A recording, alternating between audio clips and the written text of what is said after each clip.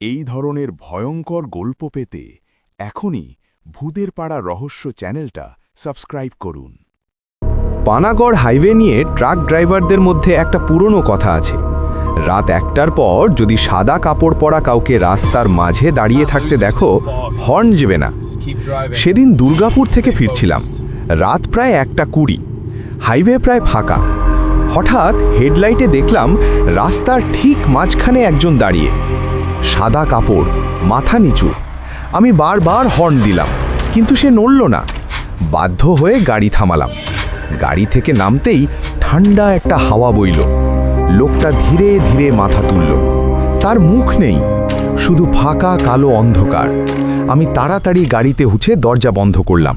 Engine start দিলাম, কিন্তু rear view মিরারে দেখলাম সে এখন গাড়ির পিছনে নয়, সে বসে আছে আমার পিছনের সিটে। ধীরে ধীরে একটা ফিসফিস শব্দ। পানাগড়ে সবাই পৌঁছায় না।